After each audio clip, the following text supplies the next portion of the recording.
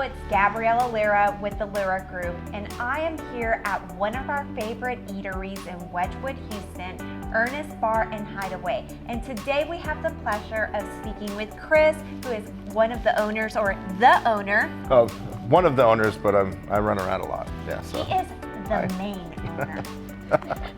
So we Jay's have gonna the love that privilege of speaking with him today, and he's going to tell us all about the restaurant. And how long have you guys been here?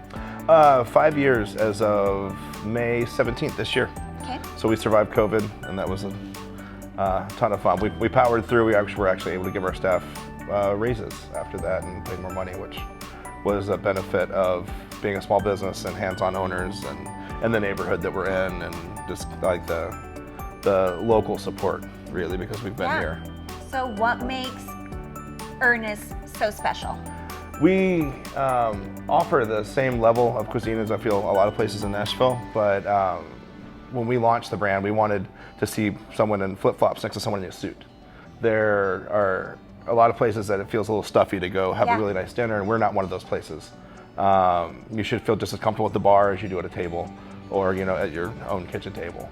And we, really promote that with our staff and through our guest relations. And our staff is so good about making everyone feel at home and comfortable. And if you read through the reviews, a lot of them say, they felt like they knew their server, their bartender by the end of the meal. And that's one of the things that I think separates us, that there's not this rigid line between service and dining. And you know what? I have to agree with that, because I've dined here before and my server was phenomenal. He said, "Oh my gosh, you look just like one of the Real Housewives of New Jersey." And I'm like, "I do? I don't watch that." He goes, "Watch, Google her." And I did, and she looks just like me. I guarantee that was Parker. It probably was. Most of our staff has been here since we opened. We have a very low turnover, so I know exactly who you're talking about. It's probably Parker. He's a huge Housewives fan. Well, that says so much about how you treat your employees, that they are still here and that you have low turnover.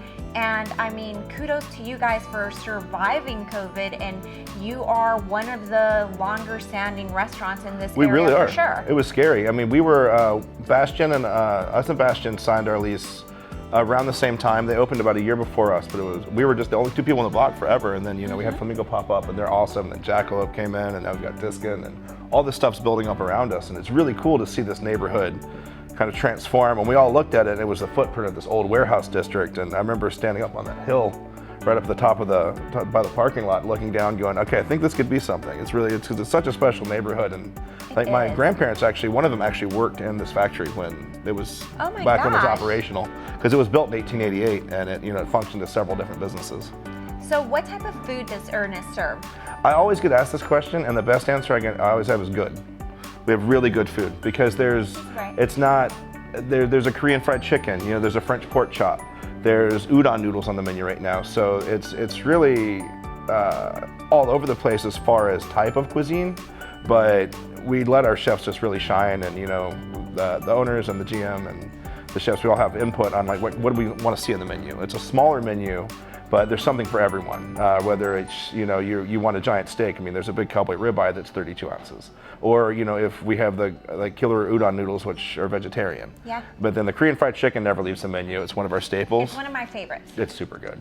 So I just always answer good food, because it's kind of the heart of what we do, and it's like we're not tied down, but it's good food and killer drinks, and that's about it. So you've touched on this a little bit, but tell us more about the neighborhood and why you love being here.